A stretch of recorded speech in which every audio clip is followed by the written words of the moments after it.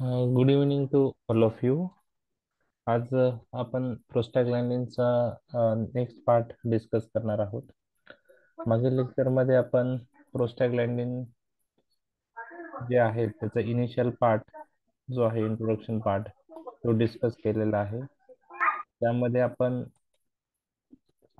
प्रोस्टाग्लॅंडिनच्या जे सिंथेसिस कशी होती प्रोस्टेनॉइडची त्याविषयी डिस्कस केलं. म्हणजे ॲरेचिडोनिक ऍसिड पाथवे हा आपण डिटेलमध्ये डिस्कस केला आणि कोणते ड्रग हे ॲरेचिडोनिक ऍसिड पाथवेवर ऍक्ट होऊ शकतात त्याविषयी जाणून घेतलेला आहे. आणि लेक्चरच्या शेवटी आपण प्रोस्टेनॉइड रिसेप्टर्स डिस्कस केले होते आणि ते 3 ग्रुपमध्ये डिवाइड होतात ते पण आपण डिटेलमध्ये डिस्कस केलं होतं. तर जे प्रोस्टेनॉइड रिसेप्टर आहेत ते 5 टाईपचे प्रोस्टेनॉइड रिसेप्टर आहेत. आणि हे प्रोस्टेनॉइड रिसेप्टर्स कॉन्ट्रॅक्टाईल ग्रुप किंवा त्याला एक्साइटेबल ग्रुप म्हणतात, रिलॅक्सन ग्रुप आणि इन्हिबिटरी ग्रुप असे 3 ग्रुपमध्ये डिवाइड होतात. ओके. आणि त्याचं नॉलेज तुम्हाला असणं गरजेचं आहे. त्यामध्ये कॉन्ट्रॅक्टाईल ग्रुपमध्ये कोणते प्रोस्टेनॉइड रिसेप्टर येतात ते आपण मागील लेक्चरला पाहिलं आहे. तर कॉन्ट्रॅक्टाईल ग्रुपमध्ये ओके EP1, FP आणि थ्रम्बोक्सेन A2 रिसेप्टर येतात. त्यालाच एक्साइटरी ग्रुप असं म्हणतात. रिलॅक्संट ग्रुपमध्ये EP2, EP4, IP आणि DP1 रिसेप्टर येतात. तर आपण पाहिलं होतं की जे कॉन्ट्रॅक्टाईल ग्रुपचे प्रोस्टेनॉइड रिसेप्टर आहेत हे GQ टाईपचे आहेत. IP3 डायसिलग्लिसरॉल पाथवे जो आहे फॉस्फोलायपेस सी IP3 डायसिलग्लिसरॉल पाथवे ते ऍक्टिव्हेट होऊन इंट्रासेल्युलर कॅल्शियम लेवल वाढतं आणि त्यामुळे स्मूथ मसल कॉन्ट्रॅक्शन, प्लेटलेट ॲग्रिगेशन सारखे ऍक्शन दिसतात. रिलॅक्सन ग्रुपचे प्रोस्टेनॉइड रिसेप्टर जे आहेत ते आपण पाहिलं होतं GS टाईपचे आहेत आणि त्यामुळे सायक्लिक AMP ची लेवल सेलमध्ये वाढते आणि ते स्मूथ मसल रिलॅक्संट म्हणून आणि रिलॅक्संट ऍक्शन आहे त्यांचे आणि त्याचप्रमाणे प्लेटलेट ॲग्रिगेशन इन्हिबिट करतात. त्यानंतर इन्हिबिटरी ग्रुपचे जे प्रोस्टॅग्लॅंडिन रिसेप्टर आहेत त्यामध्ये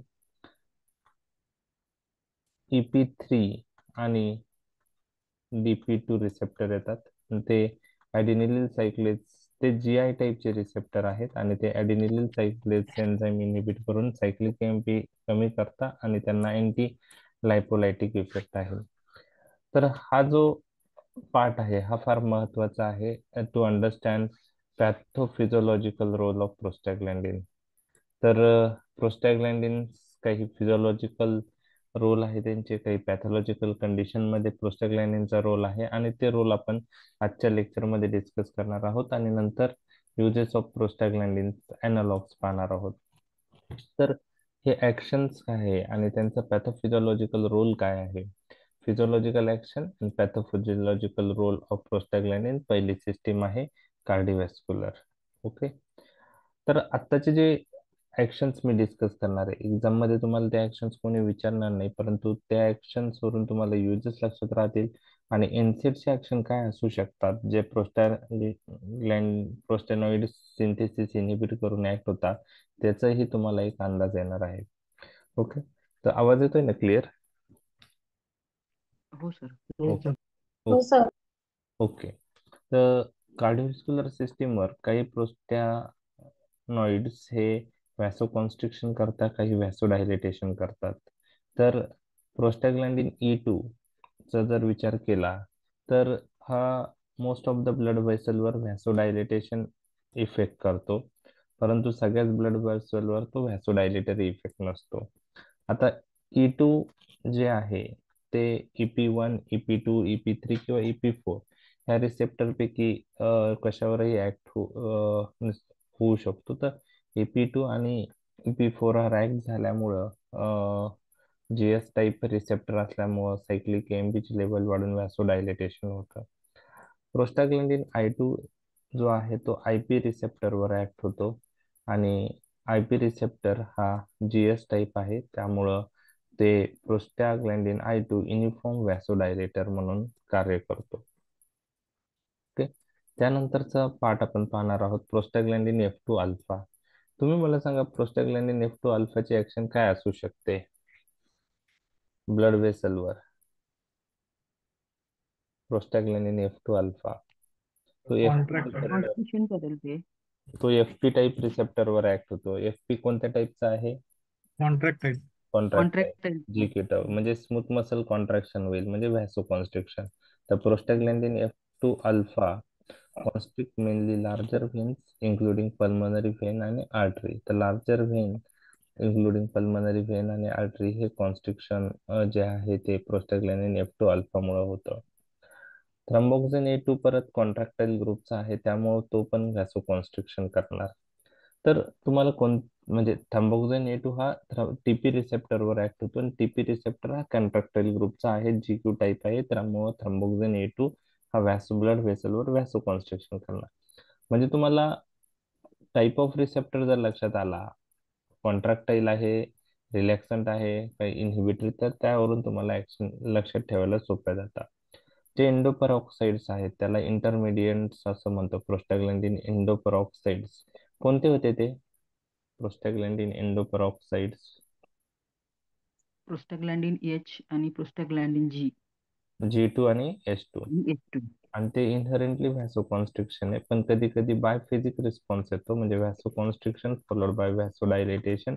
it is due to conversion of this prostaglandin endoperoxides into prostaglandin I2 मेनली. त्यामुळं त्यांच्या स्वतःमुळं व्हॅसोकॉन्स्ट्रिक्शन होईल आणि I2 मुळं रॅपिडली कन्वर्ट I2 झाल्यामुळे व्हॅसोडायलेटेशन, म्हणजे व्हॅसोकॉन्स्ट्रिक्शन फॉलोड बाय व्हॅसोडायलेटेशन होऊ शकतो. त्याला बायफेजिक रिस्पॉन्स असं म्हणतात. दोन फेज आहे, कॉन्स्ट्रिक्शन आणि रिलॅक्सन.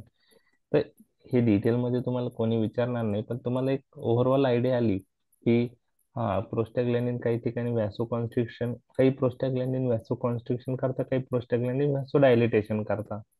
It depends on the receptor on which they act. Okay, ते आपण पाहिलेलं आहे.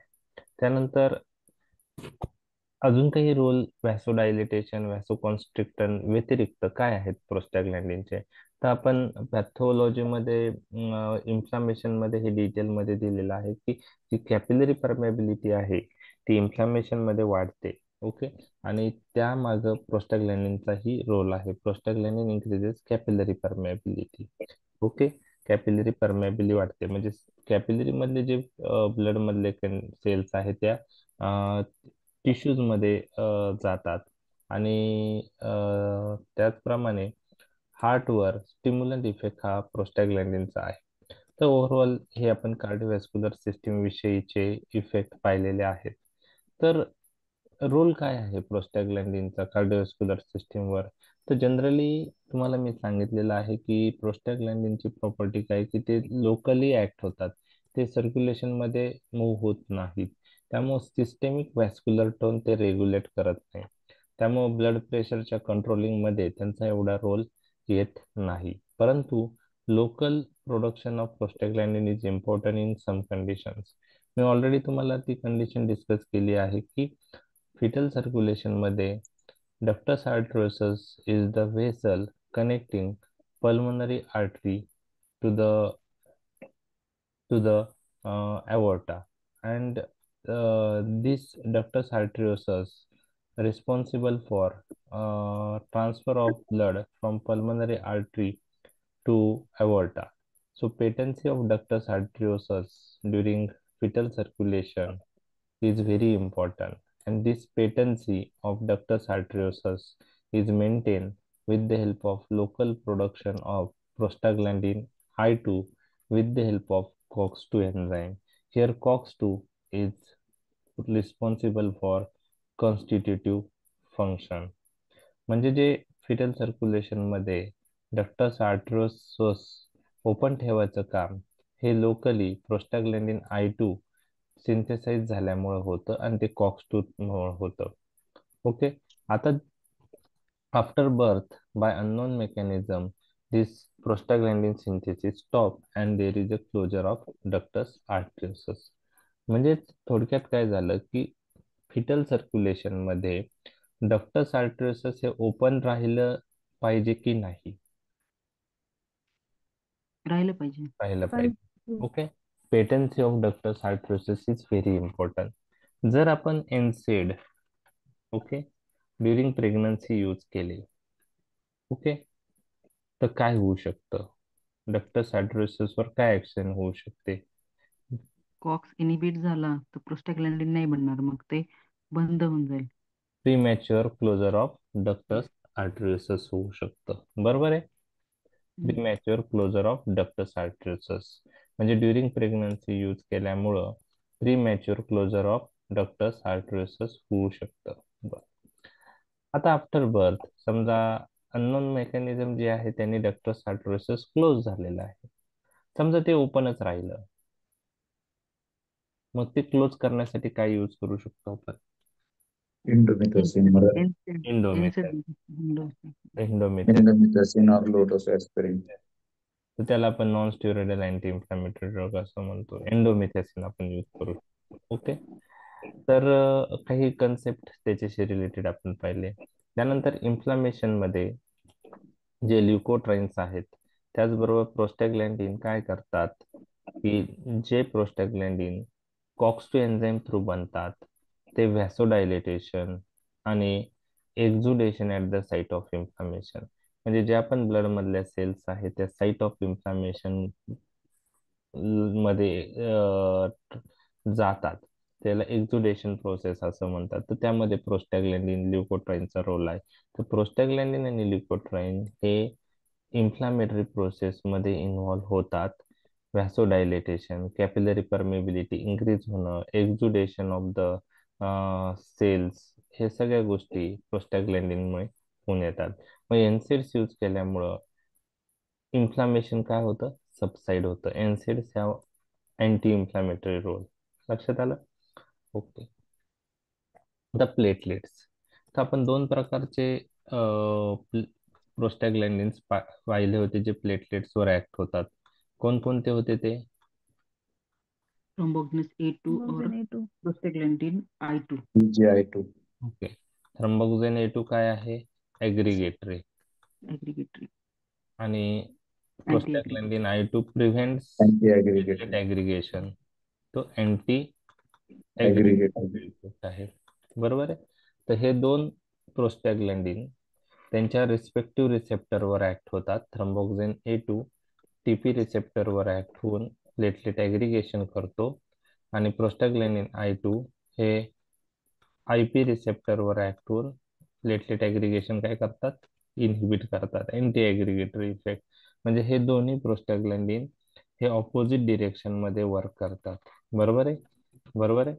तर जे प्लेटलेट ऍग्रिगेशन अँटी ऍग्रिगेटरी इफेक्ट जे आहे हा थ्रोम्बोक्सिन ए टू आणि प्रोस्टाग्लॅंडिन आय टू मुळे दिसून येतो.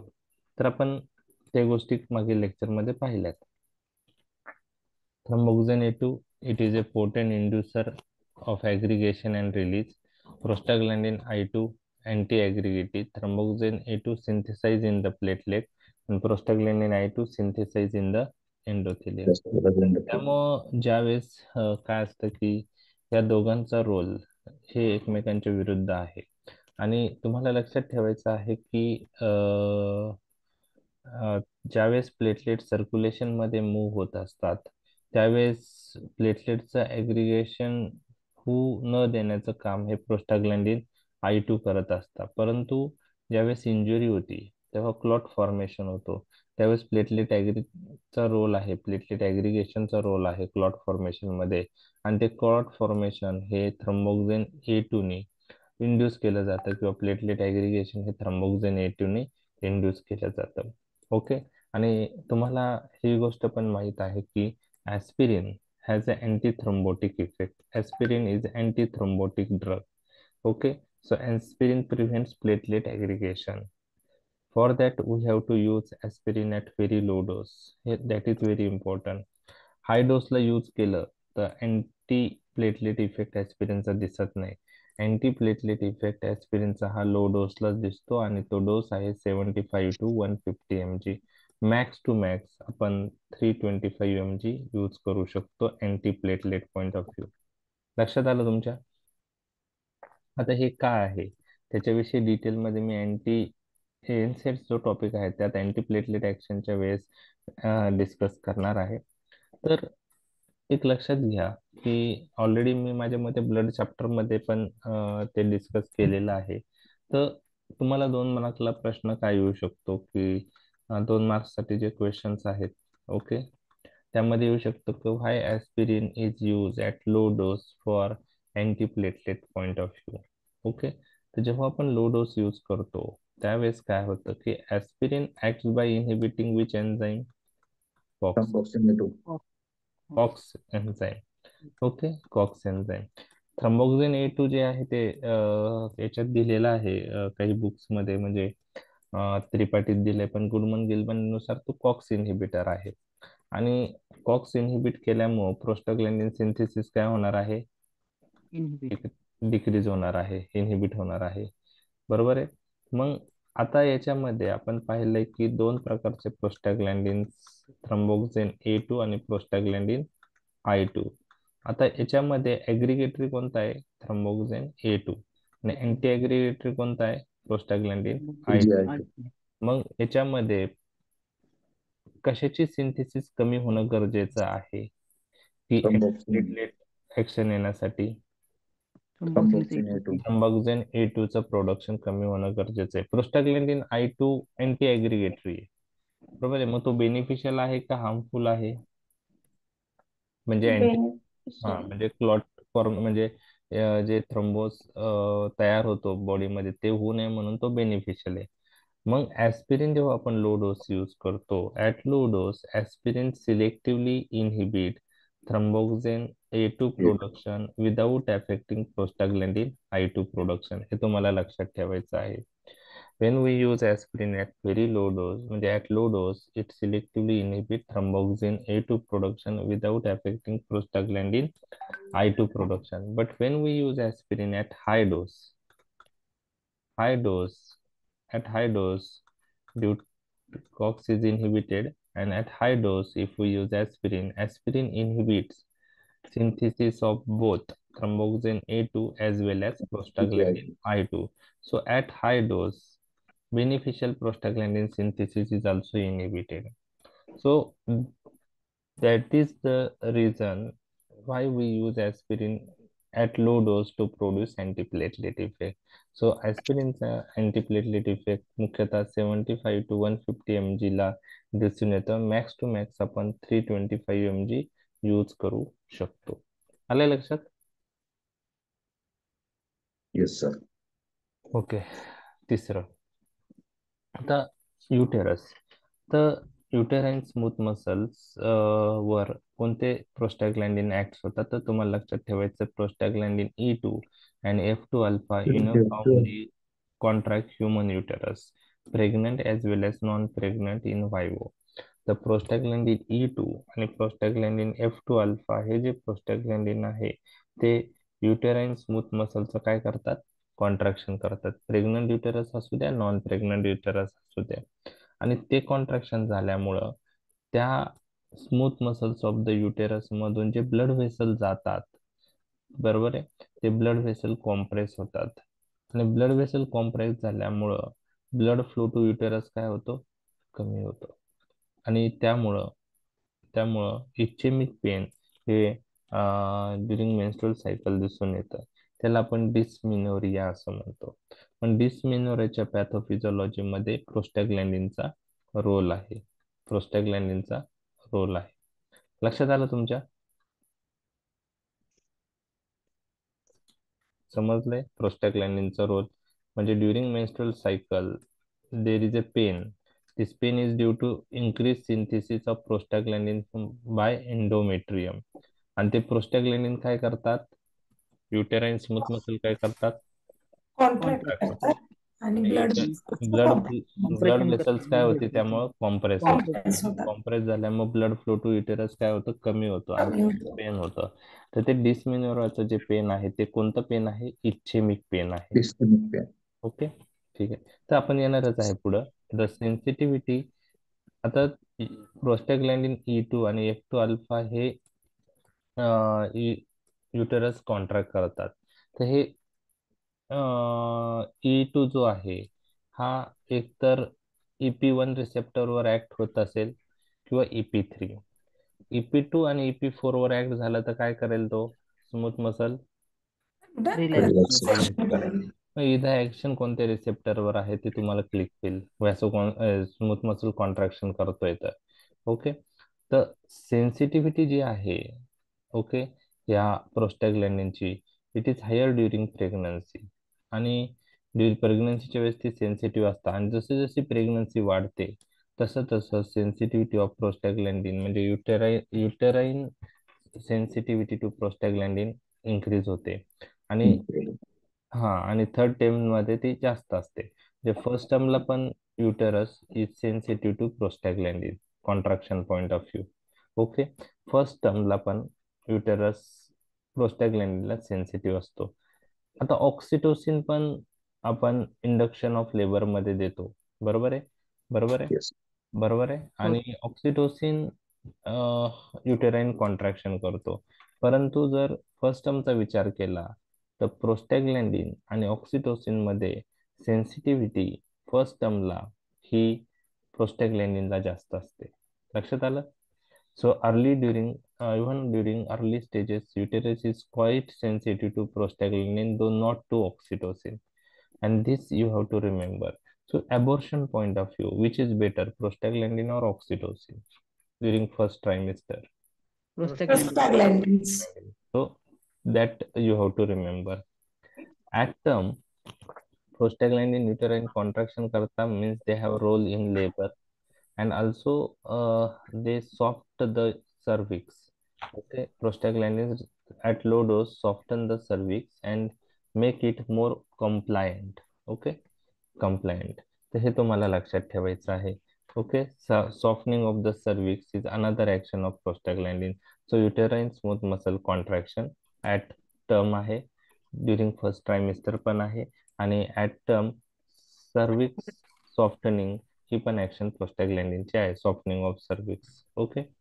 So it has been postulated that prostaglandin mediate initiation and progression of labor. म्हणजे ऑक्सिटोसिनचा तर रोल आहेच पण त्याचबरोबर प्रोस्टॅग्लॅन्डिन पण इनिशिएशन ऑफ लेबर आणि प्रोग्रेशन ऑफ लेबर मध्ये महत्वाचे आहेत. मग जर आपण एनसेड्स यूज केले तर एनसेड प्रोग्रेशन ऑफ लेबर काय करतील Delay. Delay Delay. that you have to remember. Okay, so aspirin is a NSAID has been found to delay the initiation of labor and also progression of labor is delay, so it prolongs its duration. लेबरचं duration prolong करतं म्हणून near term during labour NSAIDs use केलं तर ते काय करता labour delay करता. ही action एनसेडची तुम्हाला माहित पाहिजे. त्यानंतर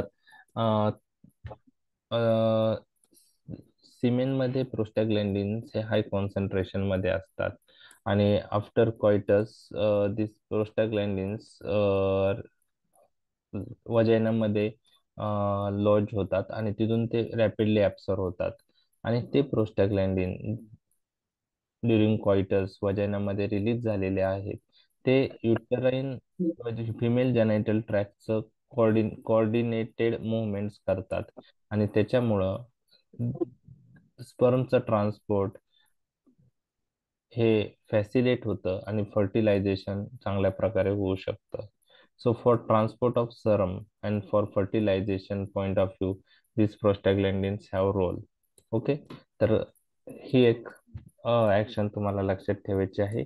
तर सिमेनमध्ये जे प्रोस्टॅग्लॅन्डिन आहे ते फिमेल जेनायटल ट्रॅक मध्ये ड्युरिंग कॉइटस रिलीज झाल्यानंतर ते प्रोस्टॅग्लॅन्डिन फिमेल जेनायटल ट्रॅकची जी कोऑर्डिनेटिव्ह मुवमेंट आहे ते कंट्रोल करतात. कोऑर्डिनेटिव्ह मुवमेंट त्यांच्यामुळे होते. Okay. The coordinate movements of the female genital tracts and hence they are helpful in transport of sperm and fertilization. Okay. त्यानंतर डिस्मोनिरा मी तुमच्याशी डिस्कस केलं. It is associated with increase prostaglandin synthesis from endometrium. So for dysmenorrhoea point of view which is the best drug? So answer is we use one of the non-steroidal anti-inflammatory drug. So how NSAIDs are effective in dysmenorrhea, असं तुम्हाला जर question विचारला तर तुम्हाला सांगता आला पाहिजे की NSAIDs inhibit prostaglandin synthesis in uterus. So contraction of uterine smooth muscle inhibited. There is relaxation of the smooth muscles of uterus. So there will be no compression of the blood vessel passing through this uterine muscle, and hence there will be no ischemic pain. Okay, तर ते तुम्हाला सांगता आलं पाहिजे. Okay, so aspirin group of drugs are effective in dysmenorrhea. तर dysmenorrhoea का होतं ते मी सुरुवातीलाच डिस्कस केलेलं आहे. What will be the action on the bronchial muscle? So some prostaglandins responsible for bronchoconstriction, some prostaglandin responsible for bronchodilation. The bronchoconstriction कशाने होतं? प्रोस्टॅग्लॅन्डिन F2 alpha, thromboxane A2. ब्रोंकोडायलेटेशन कशाने होतं? प्रोस्टॅग्लॅन्डिन I2, प्रोस्टॅग्लॅन्डिन E2. ओके, तर रोल काय आहे ते आपण पाहणार आहोत.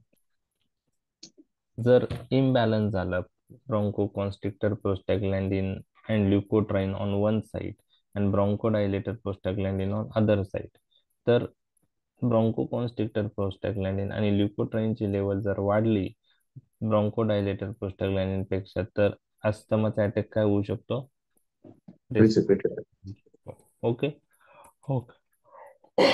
आता जे ब्रोंकोडायलेटेशन करणारे प्रोस्टॅग्लॅन्डिन आहे कोणते होते ते? प्रोस्टॅग्लॅन्डिन I2 and E2.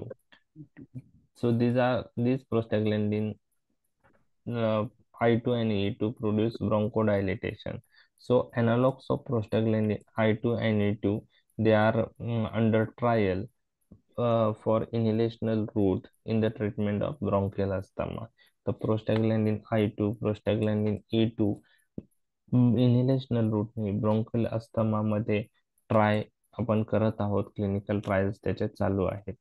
ओके, त्यानंतरचा पार्ट आहे. आता ऑलरेडी मी हे डिस्कस केलेलं आहे. तुम्ही मला सांगू शकता का, in some individual long term use of aspirin can precipitate bronchial asthma? How? तो लो डोसला थ्रोम्बोक्सिन A2 इनिबिट करतो, पण हाय डोसला तो प्रोस्टाग्लॅन्डिन I2 पण इनिबिट. नाही, त्याचा रोल त्याची ते नाही इथं नाहीये. Sir, because of the inhibition of COX-2, prostaglandins are inhibited and the reciprocal action on the leukotrienes is increased. Okay. So the asthma attack is precipitated. So due to use of aspirin, COX enzyme is inhibited, so prostaglandin synthesis is decreased. So arachidonic acid, whatever arachidonic acid is available, so now it is not utilized for prostaglandin synthesis. So whatever arachidonic acid is available, it is diverted towards leukotriene Leukotrienes. synthesis. So when we use NSAIDs or when we use aspirin, there is increased leukotriene synthesis due to diversion of arachidonic acid towards leukotriene synthesis. And these leukotrienes have significant role in the pathophysiology of bronchial asthma, and due to increased level of leukotriene, attack of bronchial asthma is precipitate. लक्षात आलं हे? Yes. Okay, आणि हे लक्षात घ्या, in allergic human asthma leukotrienes play more important role than role and COX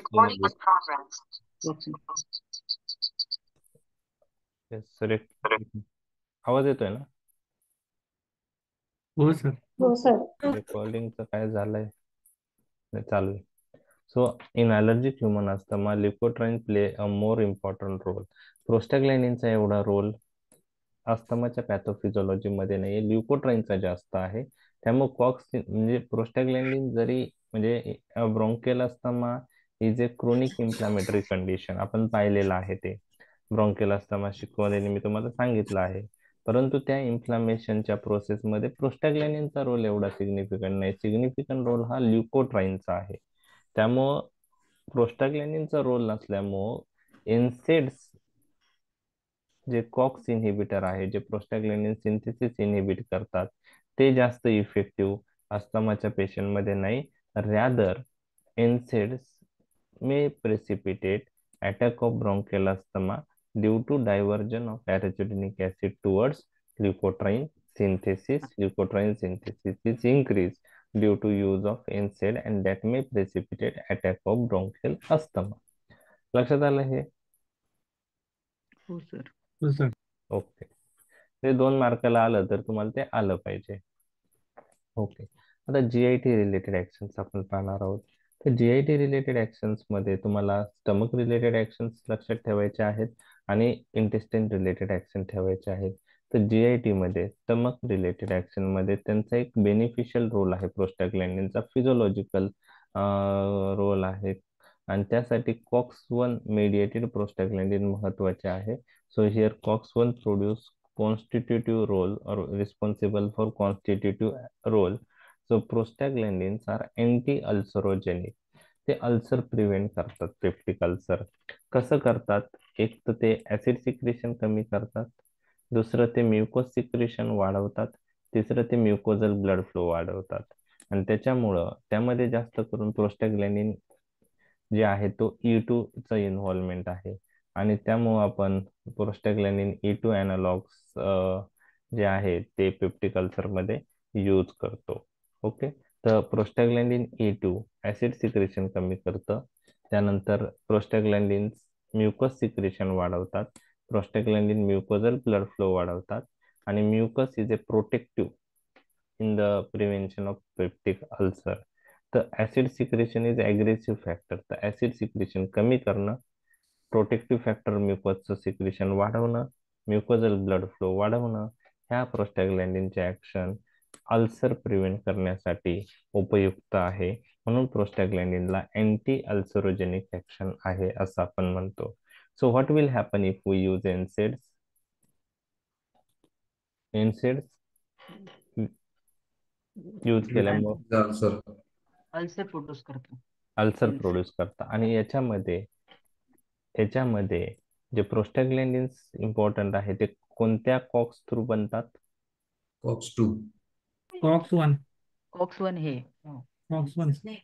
housekeeping function. Okay. तर stomach मध्ये जे प्रोस्टाग्लॅन्डिन प्रोटेक्टिव्ह आहे ते COX-1 एन्झाईमनी बनतात, हे तुम्हाला लक्षात ठेवायचे आहे. त्यामुळे NSAIDs यूज करताना जर non selective COX inhibitor use केले जे COX-1 आणि COX-2 दोन्ही इनहिबिट करतात, ते NSAIDs पेप्टिक अल्सर प्रोड्यूस करू शकतात. मग अशा पेशंटला ज्यांना पेप्टिक अल्सरची हिस्ट्री आहे आणि त्यांना NSAIDs आपल्याला यूज करायचे आहे, तर आपण non selective COX inhibitor use करायला नाही पाहिजे. अशा पेशंटसाठी आपण सिलेक्टिव्ह COX-2 इनहिबिटर यूज केले पाहिजे आणि ते आहे सेलिकॉक्सिब, इटोरोकॉक्सिब. ओके. तर ते ड्रग आपण यूज करतो. त्यांच्याबरोबर पेप्टिक अल्सरची रिस्क ही कमी आहे. So what is the advantage of selective COX-2 inhibitor? Risk of peptic ulceration is negligible as compared to non selective COX inhibitor. लक्षात आलं तुमच्या हे? हो सर. म्हणजे पहा, प्रोस्टाग्लॅन्डिनचे ऍक्शन जर माहित असेल तर NSAIDs आपण लगेच त्याचे ऍक्शन क्लिअर करतोय. त्यानंतर गटवर काय ऍक्शन आहे? तर गटवर प्रोस्टाग्लॅन्डिन एक तर प्रोपल्सिव्ह मुवमेंट इन्क्रीज करतात, म्हणजेच जी इंटेस्टाइनल मोटिलिटी आहे ती वाढते. ओके. एस्पेशली प्रोस्टाग्लॅन्डिन E2 आणि त्याचप्रमाणे हा प्रोस्टाग्लॅन्डिन E2 इंटेस्टाइनल मोटिलिटी वाढवतो, त्याचबरोबर जे म्युकोजल लाइनिंग आहे इंटेस्टाइनची त्यामधून वॉटर, इलेक्ट्रोलाइट आणि म्युकसचं सिक्रेशन पण वाढवतो आणि त्या प्रोस्टाग्लॅन्डिनच्या दोन ऍक्शनमुळे एक तर GIT इंटेस्टाइनल मोटिलिटी वाढवणारी ऍक्शन आणि दुसरी mucosal secretion, water release, electrolyte release ह्या ऍक्शनमुळं काय होतं की पेशंटला कोलिकी पेन होतं, वॉटरी डायरिया होतं आणि हे इम्पॉर्टंट ऍडव्हर्स इफेक्ट आहे प्रोस्टाग्लॅन्डिन अॅनालॉगचे. ते कोलिकी पेन आणि वॉटरी डायरिया करतात. तर इंटेस्टाइन मध्ये जे इंटेस्टाइनल मोटिलिटी वाढवणं आणि mucosal secretion, electrolyte release, water secretion वाढवणं ह्या प्रोस्टाग्लॅन्डिनचे ऍक्शन आहे. आणि त्याच्यामुळं कोलिकी पेन आणि डायरिया ही इम्पॉर्टंट ऍडव्हर्स इफेक्ट आहे प्रोस्टाग्लॅंडिन अॅनालॉगचे. लक्षात आलं? हो सर. ओके. आता स्टमक मधला रोल आपण पाहिलेला आहे. Ulcer protective enhancing gastric mucus production. Ulcerogenic action of NSAID may be due to loss of this protective influence. मग ह्यामध्ये कोणते एनसेड चांगले आहेत?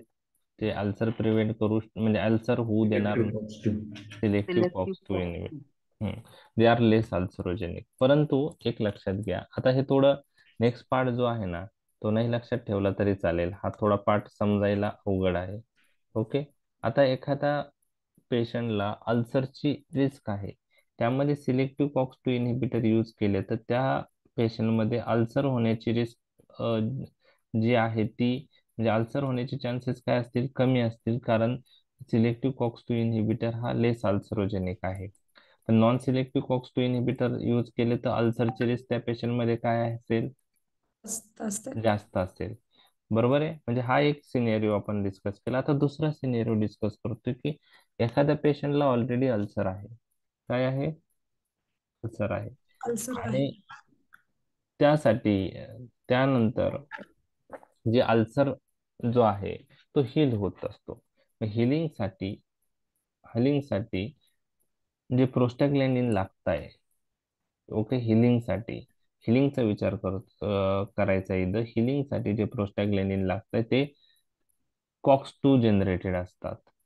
म्हणजे हिलिंग मध्ये जे कॉक्स 2 मेडिएटेड प्रोस्टाग्लॅंडिन तयार होतात ते हिलिंग इम्प्रूव्ह करतात, हिलिंग फास्ट करतात. म्हणजे झालेला अल्सर लवकर रिकवर होण्यासाठी जे प्रोस्टाग्लॅंडिन लागतात ते कशा थ्रू बनतात?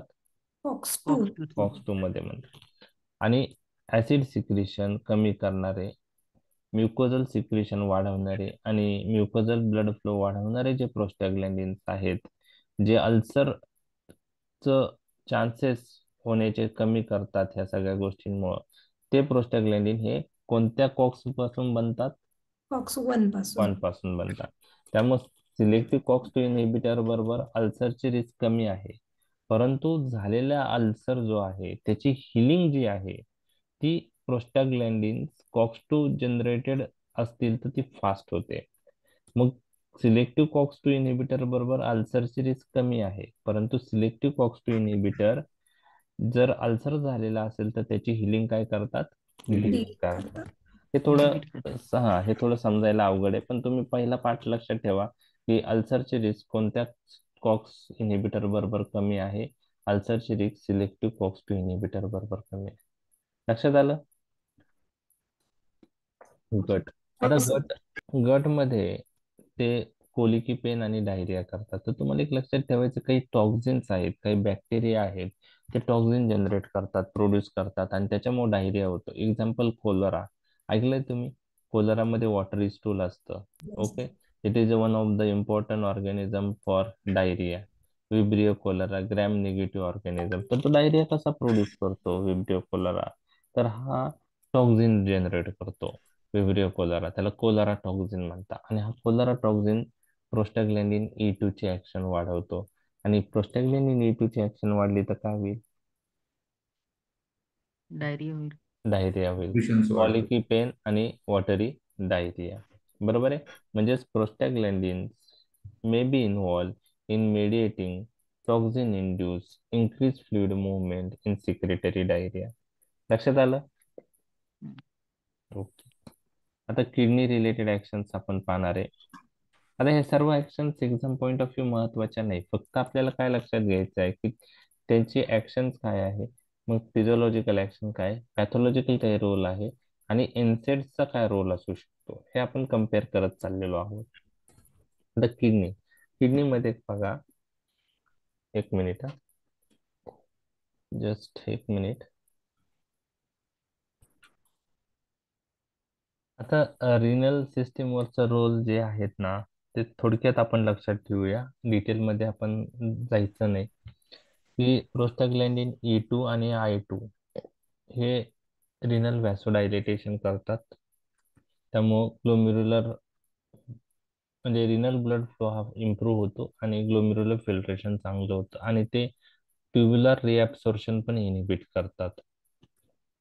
आणि हे प्रोस्टाग्लॅन्डिन E2 I2 हे वॉटर, सोडियम आणि पोटॅशियमचे एक्सक्रीशन करतात आणि त्यांना डायुरेटिक इफेक्ट आहे. म्हणजे प्रोस्टाग्लॅन्डिन्स हे वॉटर, सोडियम, पोटॅशियमचं इलिमिनेशन करतात, त्यांना डायुरेटिक इफेक्ट आहे आणि प्रोस्टाग्लॅन्डिन फ्युरोसेमाइडची ऍक्शन पण फॅसिलेट करतात. म्हणजे फ्युरोसेमाइडची ऍक्शनला हे सपोर्टिव्ह म्हणून जे लोकल प्रोस्टाग्लॅन्डिन प्रोडक्शन होत असतं ते सपोर्टिव्ह म्हणून ऍक्ट होतं. थोडक्यात काय की प्रोस्टाग्लॅन्डिन हे सोडियम, वॉटर, पोटॅशियमचे एक्सक्रीशन करतात, त्यांना डायुरेटिक इफेक्ट आहे. मग आपण जर एनसेड यूज केले तर what will be the effect on sodium and water retention? Retain करेल ना ते. रिटेन कर, म्हणजे हो. सोडियम वॉटर काय होईल एनसेड यूज केले तर रिटेन होईल. Return okay. होईल, आता एक्सक्रीट नाही होणार. एक्सक्रीट नाही होणार. आता डायुरेटिक्स जे आहेत, ओके, त्यां डायुरेटिक्सला हे प्रोस्टॅग्लॅन्डिन सपोर्टिव्ह म्हणून कार्य करत होते, बरोबर आहे. म्हणजे डायुरेटिकचे ऍक्शन ते फॅसिलेट करत होते. फ्युरोसिमाइड आहे, थायाझाईड आहे. मग जर हो. एनसेड यूज केले तर प्रोस्टॅग्लॅन्डिन सिंथेसिस इनहिबिट होईल आणि ही फॅसिलिटरी ऍक्शन जी आहे ती होणार नाही. त्यामुळे डायुरेटिकचा ऍक्शन काय होईल? कमी कमी होईल. कमी कमी होईल आणि ब्लंट होईल, कमी होईल. त्यामुळे जे डायुरेटिक्स समजा आपण anti hypertensive point of view use करतोय, सपोज थायझाइड वर पेशंट आहे आणि त्या पेशंटमध्ये एनसेड यूज केले तर एनसेड काय करतील? सोडियम वॉटर रिटेन्शन करतील रिटेन्शन आणि त्याच्यामुळे थायझाइडचे इफेक्ट काय होईल? कमी कमी होईल, होईल. कमी होईल. मग ब्लड प्रेशर काय होऊ शकतं त्या पेशंटमध्ये? वाढू वाढू शकते. शकतं. This is the drug interaction between NSAIDs and diuretic. लक्षात आलं? येस. हम्म. हो. त्याचप्रमाणे prostaglandin E2 antagonise ADH action.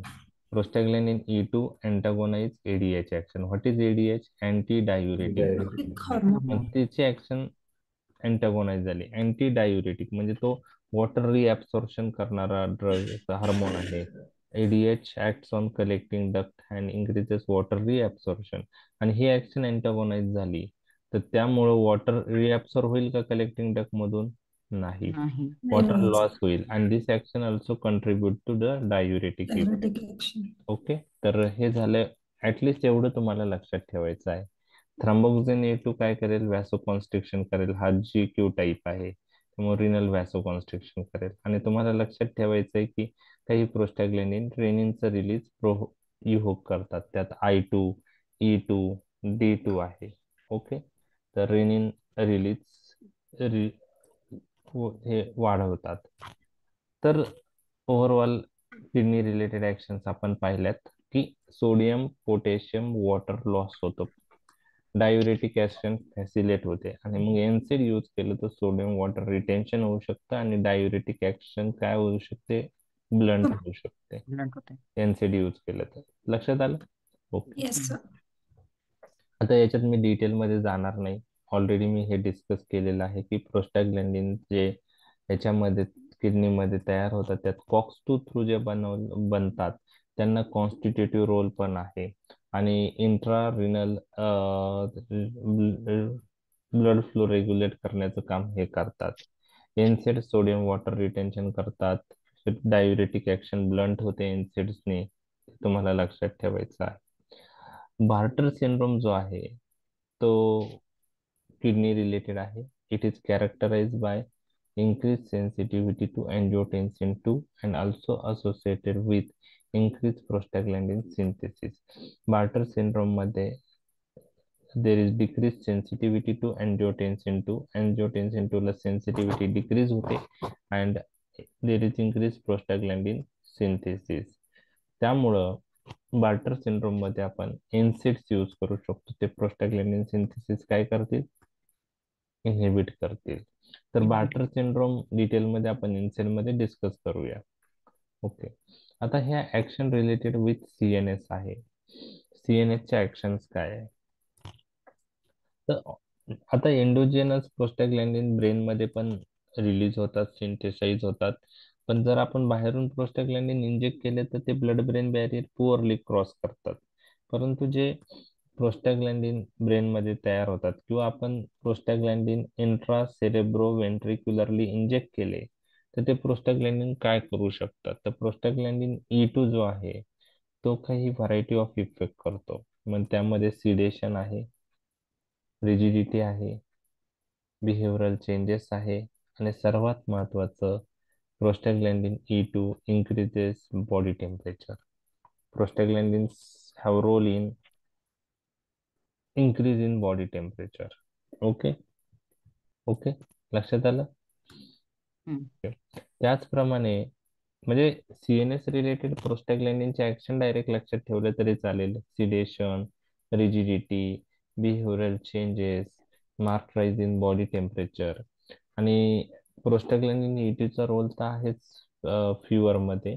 प्रोस्टॅग्लॅन्डिन I2 चा पण रोल आहे फिवर साठी, फिवर इंड्यूस करण्यासाठी. कसं करता ते आपण तर पाहणारच आहोत. तुम्हाला लक्षात ठेवायचं की थ्रोम्बोक्सिन E2 चा काही रोल नाही. It is not a pyrogenic. म्हणजे प्रोस्टॅग्लॅन्डिन E2 हे पायरोजेनिक आहे. म्हणजे त्यांची सिंथेसिस जर हायपोथॅलॅमस मध्ये वाढली, हायपोथॅलॅमस हे ब्रेनचा एक असा पार्ट आहे की तो टेम्परेचर रेग्युलेट करतो. आणि हायपोथॅलॅमस मध्ये हे जे प्रोस्टॅग्लॅन्डिन E2 आणि I2 ची लेवल वाढली तर त्यामुळं फिवर इंड्यूस होतो, फिवर इंड्यूस होतो. तर फिवर हे आपल्याला कधी येतं, आपण ते त्या गोष्टी सगळ्या आपल्याला माहित आहे. तर ड्युरिंग आणि इन्फेक्शन असेल तर ड्युरिंग आणि इन्फेक्शन पायरोजन रिलीज होतात. ओके, तर pyrogen including cytokines release during bacterial infection. मग हे पायरोजन्स काय करतात, ब्रेनमध्ये जातात आणि ब्रेनमध्ये गेल्यानंतर ब्रेनमध्ये हायपोथॅलॅमस मध्ये प्रोस्टॅग्लॅन्डिन E2 ची सिंथेसिस वाढवतात. ओके, आणि प्रोस्टॅग्लॅन्डिन E2 सिंथेसिस हायपोथॅलॅमस मध्ये वाढली की तो टेम्परेचर सेट पॉइंट जो आहे तो अल्टर करतो आणि त्यामुळं टेम्परेचर सेट पॉइंट जो आहे तो हायर लेवलला सेट होतो आणि त्याच्यामुळं हीट लॉस होत नाही, हीट बॉडीत राहते आणि त्याने फिवर इंड्यूस होतो. आणि हे जे प्रोस्टॅग्लॅन्डिन E2 आहे हे मुख्यतः COX-2 मेडिएटेड तयार झालेले प्रोस्टॅग्लॅन्डिन असतात. म्हणजे काही बॅक्टेरियल इन्फेक्शन मध्ये जी फिवर येते ती का येते, तर during bacterial infection pyrogen release होतात इन्क्लुडिंग सायटोकाइन्स आणि हे pyrogen blood brain barrier cross करता आणि हायपोथॅलॅमस मध्ये कशाची सिंथेसिस वाढवतात, prostaglandin E2. आणि it is through which COX COX-2. COX-2. त्यामुळं तुम्हाला एक लक्षात ठेवायचं आहे की पेन, फिवर आणि इन्फ्लामेशन मध्ये जे प्रोस्टॅग्लॅन्डिन्स आहेत, प्रोस्टॅग्लॅन्डिनचा रोल आहे, हे प्रोस्टॅग्लॅन्डिन्स कोणत्या कॉक्स थ्रू बनतात, COX-2. COX-2. मग सिलेक्टिव्ह COX-2 इनहिबिटर आपण पेन, फिवर आणि इन्फ्लामेशन मध्ये यूज करू शकतो. शकतो. ओके, आणि रिसेंटली आपण पाहिलंय की डॉग ब्रेन मध्ये COX-1चा एक व्हेरियंट ही दिसून आलाय, COX-3. आणि हा COX-3 पण फिवर त्या एनिमल स्टडी मध्ये असं दिसून आलं की त्याची पॅथोफिजिओलॉजी मध्ये फिवर मध्ये रोल आहे.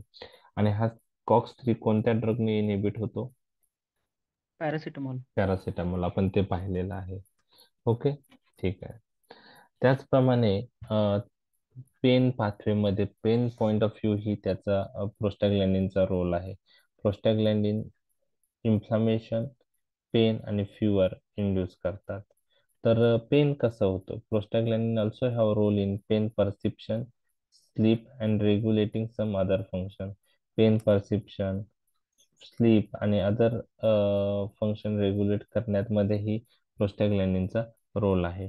तर आपण फिवर कसं प्रोस्टॅग्लॅन्डिननी इंड्यूस होतं ते पाहिलेलं आहे, बरोबर आहे. आणि एनसेड जर यूज केले तर काय होईल मग, antipyretic action. Antipyretic action, very good.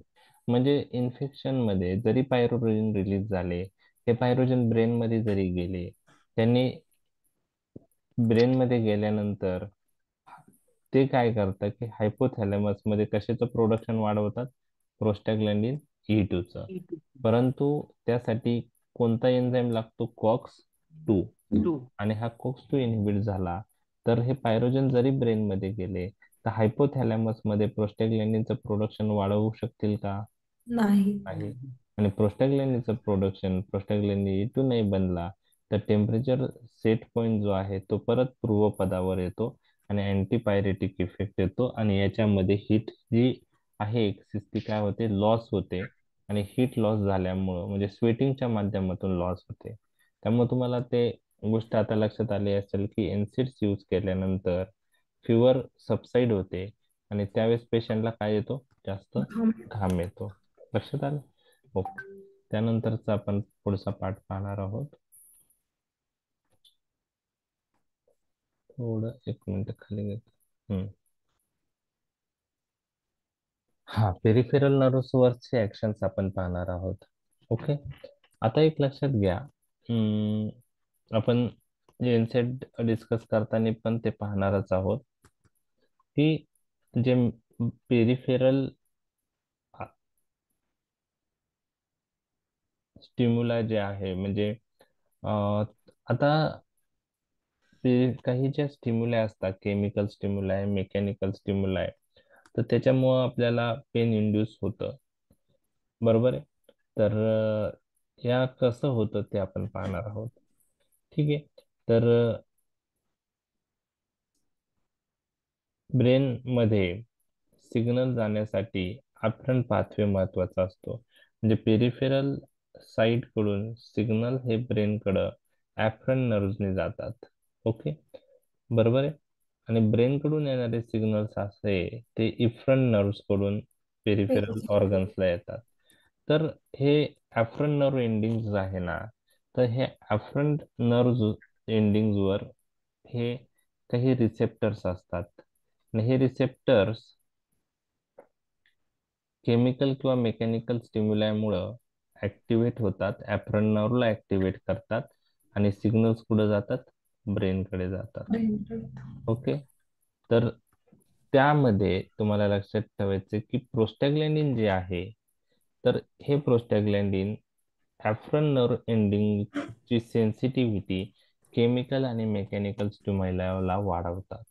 म्हणजे इन प्रेझेन्स ऑफ प्रोस्टॅग्लॅन्डिन हे केमिकल आणि मेकॅनिकल स्टिम्युलाय हे ऍफ्रंट नर्वला जास्त चांगल्या प्रकारे सेन्सिटाईज करतात आणि त्याच्यामुळे सिग्नल्स हे ब्रेनकडे जाऊन पेन परसेप्शन होते. म्हणजे प्रोस्टॅग्लॅन्डिनच्या प्रेझेन्स मध्ये हे स्टिम्युलाय चांगल्या प्रकारे ऍफ्रंट नर्व एंडिंग स्टिम्युलेट करतात आणि त्याच्यामुळं सिग्नल्स ब्रेनकडे जाऊन पेन जो आहे पेशंटला एक्सपिरियन्स होतो. बरोबर आहे? ओके, बरोबर आहे. म्हणजेच prostaglandin serve as a analgesic agent during inflammation. Okay, during inflammation जे पेन होतं त्याच्यामध्येही त्यांचा रोल आहे. ओके, तर प्रोस्टॅग्लॅन्डिनचा रोल लक्षात आला तुमच्या? Yes sir. Okay okay okay. हो सर. त्याचप्रमाणे आता हे थोडं काही पार्ट्स आहे ना लक्षात ठेवायला डिफिकल्ट जातं. Prostaglandin release in the dorsal horn of the spinal cord by painful stimuli sensitise the neuron to the pain perception. तर prostaglandin dorsal horn of the spinal cord म्हणजे स्पायनल कॉर्डची जर स्ट्रक्चर पाहिलं, ओके, वेंट्रल आणि dorsal horn असे 2 प्रकार आहेत, त्याचे पार्ट आहेत. तर डॉर्सल हॉर्न मध्ये प्रोस्टॅग्लॅन्डिन्स रिलीज झाल्यामुळं जे न्यूरॉन्स आहेत ते पेन परसेप्शनला सेन्सिटाईज होतात. म्हणजे prostaglandin release in the dorsal horn of the spinal cord by painful stimuli sensitizes the neurons to the pain perception. म्हणजे थोडक्यात काय की प्रोस्टॅग्लॅन्डिनचा पेन परसेप्शन मध्ये रोल आहे.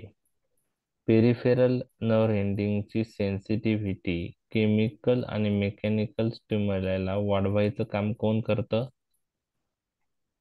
प्रोस्टाग्लॅन्ड. प्रोस्टॅग्लॅन्डिन. मग एनसेड्स यूज केले तर की प्रोस्टॅग्लॅन्डिनची ऍक्शन होईल का? नाही होणार. नाही. Analgesic आणि effect. त्याच्यामुळे त्यांना एनाल्जेसिक, मग प्रोस्टॅग्लॅन्डिन सॉरी एनसेड्सला एनाल्जेसिक इफेक्ट आहे, एनसेडला अँटीपायरेटिक इफेक्ट आहे, आणि एनसेडला आपण पाहिलं अँटी इन्फ्लामेटरी इफेक्ट आहे. म्हणजे हे 3 ऍक्शन त्यांच्या महत्वाचे आहे, एनाल्जेसिक, अँटीपायरेटिक, अँटी इन्फ्लामेटरी. आणि नंतरचे ऍक्शन जे आहे ते anti platelet point of view, त्यामध्ये ऍस्पिरिन आपण प्रेफर करतो. Okay, anti platelet point of view.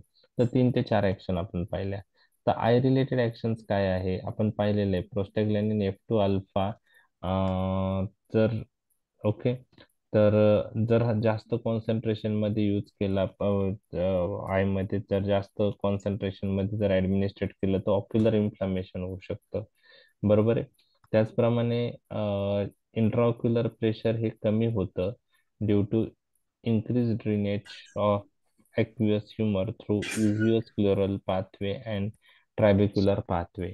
तर ANS मध्ये, ग्लाउकोमा मध्ये आपण युव्हिओस्क्लेरल आणि ट्रॅबिक्युलर आउटफ्लो पाहिलेला आहे. बरोबर.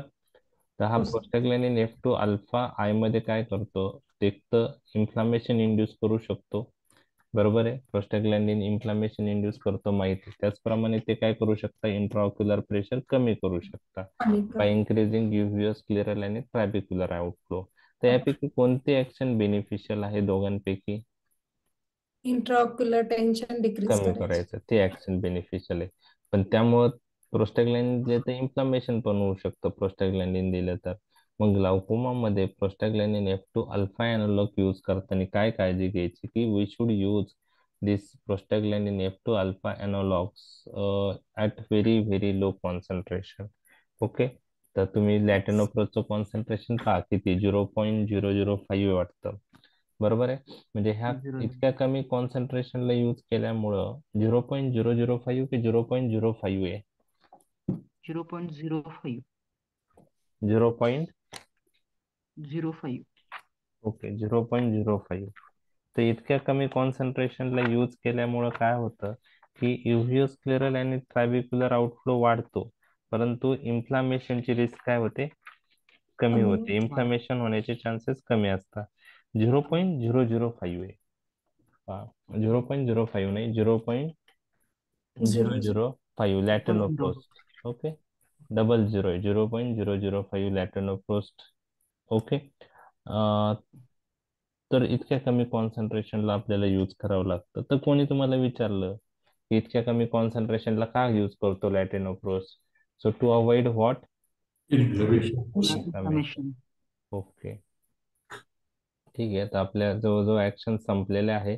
आणि prostaglandin F2 alpha analogues latanoprost, travoprost, bimatoprost consider as a first choice drug in the treatment of open angle open angle glaucoma. Glaucoma. लक्षात आलं? ओके. त्यानंतरचा नेक्स्ट पार्ट आहे, आता लास्ट 1-2 ऍक्शन राहिलेत, त्यानंतर यूज आहे. तर ह्या ऍक्शन लास्ट 2 नाही लक्षात ठेवलं तरी चालेल, मेन ऍक्शन आपल्या कव्हर झाल्यात. एंडोक्राईन सिस्टीमवर prostaglandin facilitates release of anterior pituitary hormone. मग त्यामध्ये growth hormone, prolactin, ACTH, LH, FSH यांचा रिलीज वाढवता. Okay, as well as they facilitate release of insulin and adrenal steroid. Overall endocrine हार्मोनचं release prostaglandins काय करतात, वाढवतात. Endocrine सिस्टीमवर प्रोस्टॅग्लॅन्डिनला थायरॉइडचा जर विचार केला तर TSH लाईक ऍक्शन आहे. TSH काय आहे, थायरॉइड स्टिम्युलेटिंग हार्मोन. त्याच्यासारखे ऍक्शन म्हणजे ते कशाची सिंथेसिस वाढवतील, T3 T4 थायरॉइड. तर एंडोक्राईन सिस्टीमवर ही ऍक्शन आहे प्रोस्टॅग्लॅन्डिनची. आणि metabolism point of view me already सांगितले, त्यांना अँटी लायपोलायटिक इफेक्ट आहे प्रोस्टॅग्लॅन्डिनला. त्याचप्रमाणे ते इन्सुलिन लाईक इफेक्ट कार्बोहायड्रेट मेटाबॉलिझमवर दाखवतात. त्याचप्रमाणे कॅल्शियम जे आहे ते बोन मधून ते मोबिलाइज करतात. तर हे वेगवेगळे ऍक्शन्स आपण पाहिलेले आहे. Okay. So they may facilitate hypercalcaemia due to bony metastasis. तर बोनी मेटास्टॅसिस मुळे जे बोन मधलं कॅल्शियम आहे ते रिलीज होऊन रक्तामध्ये येतं, आणि हायपर कॅल्सिमिया होतो. ओके, आणि हे प्रोस्टॅग्लॅन्डिन फॅसिलेट करतात. तर त्यांना अँटी लायपोलायटिक इफेक्ट आहे, कार्बोहायड्रेट मेटाबॉलिझमवर इन्सुलिन लाईक इफेक्ट आहे, आणि ते बोन मधून कॅल्शियम मोबिलाइज करतात, आणि जे बोनी मेटास्टॅसिसमुळे हायपर कॅल्सिमिया होतो त्याला ते फॅसिलेट करतात. तर हे ओव्हरऑल 11 ऍक्शन प्रोस्टॅग्लॅन्डिनचे आपण पाहिलेले आहे. Coming to the last part, uses of prostaglandin analogues. त्यामध्ये पहिले आपण प्रोस्टॅग्लॅन्डिन अॅनालॉग्स कोणकोणते आहेत ते जाणून घेणार आहोत. ओके, तर तुम्हाला कोणकोणते नाव प्रोस्टॅग्लॅन्डिन अॅनालॉग्सचे माहीत आहेत? मिझोप्रेस्टॉल, कार्बोप्रोस्ट, लॅटानोप्रोस्ट. ट्रॅव्होप्रोस, म्हणजे तुम्हाला आता बिमाट्रोप्रोस. हे ब्रँड नेम माहीत असतील आणि तुम्ही ते यूजही करत आहात, बरोबर? ओके, कोणकोणते यूज करता तुम्ही? मिझोप्रोस्ट करतो. मिझोप्रोस्टॉल. हो, ओके, मिझोप्रोस्टॉल कुठे यूज करता तुम्ही? ॲबॉर्शन मध्ये. अबॉर्शन मध्ये. पीपीएच मध्ये. पीपीएच मध्ये. पीपीएच मध्ये कोणता यूज होतो? मिझोप्रोस्टॉल. मिझोप्रोस्टॉल ओरली आणि कार्बोप्रोस्ट इंट्रामस्क्युलर. ओके, कार्बोप्रोस्ट इंट्रा म्हणजे बेस्ट इज कार्बोप्रोस्ट. कार्बोप्रोस्ट ओके, मिझोप्रोस्टल पण होतो आणि कार्बोप्रोस्ट. Okay okay. तर मिझोप्रोस्ट, ग्लाउकोमा मध्ये लॅटिनोप्रोस्ट, ट्रायोप्रोस्ट, बिमॅटोप्रोस्ट. ओके, एन प्रोस्टिल, रायोप्रोस्टिलचा यूज आपण करत नाही क्लिनिकल प्रॅक्टिस मध्ये, पण जीआयटी मध्ये तुम्ही ऐकलं असेल. ते कुठे यूज होतात? पेप्टिक अल्सर मध्ये. मिझोप्रोस्टॉल पण पेप्टिक अल्सर मध्ये यूज होतो, आणि मिझोप्रोस्टॉल तुम्ही अबॉर्शन मध्ये पण मिफिप्रिस्टोनच्या कॉम्बिनेशन मध्ये वापरला जातो, बरोबर? मिफिप्रिस्टोन मिझोप्रोस्टॉल कॉम्बिनेशन. ओके ओके, ठीक आहे. अबॉर्शन मध्ये मिझोप्रोस्टॉलचा यूज पाहिलाय. इंडक्शन ऑफ लेबर साठी आपण ऑक्सिटोसिन यूज करतो. डायनाप्रोस्ट. तर आपण डायनोप्रोस्ट टू सॉफ्टन द सर्व्हिक्स. मिझोप्रोस्ट पण ठेवतो ना सर, फुल टर्म चांगलं हे डायलेट वाटलं तर. Okay, misoprost. Okay, dinoprost abortion point of view पण, आणि सारखं यूज करतो ते. इंडक्शन ऑफ लेबर रायटनिंग साठी सर. कोणता? डायनाप्रोस्ट. डायनोप्रोस्टोन. डायनोप्रोस्ट जेल जेल येते जेल. येते त्याची. ओके, डायनोप्रोस्टॉन जेल म्हणजे डायनोप्रोस्टॉन जेल जर म्हणले तुम्ही तर ते प्रोस्टॅग्लॅन्डिन E2 येतं, बरोबर? हो. आणि डायनोप्रोस्ट म्हणले तर ते प्रोस्टॅग्लॅन्डिन F2 अल्फा येतं. तर डायनोप्रोस्ट जे आहे, ओके, हा, तर ते इंट्रा एमनियोटिक इंजेक्शन 5 मिलीग्रॅम पर ml आपण यूज करतो, म्हणजे त्या याच्यात 4 ml ची अँप्यूल असते, आणि ते मिड टर्म अबॉर्शन किंवा इंडक्शन ऑफ लेबर साठी ते डायनोप्रोस्ट यूज करतो. ओके, कार्बोप्रोस्ट हे मिथिल 15 मिथिल प्रोस्टॅग्लॅन्डिन F2 अल्फा आहे. डायनोप्रोस्ट आणि कार्बोप्रोस्ट मधला फरक बघा. डायनोप्रोस्ट फक्त प्रोस्टॅग्लॅन्डिन F2 अल्फा आहे, आणि कार्बोप्रोस्ट हा 15 मिथिल प्रोस्टॅग्लॅन्डिन F2 अल्फा आहे.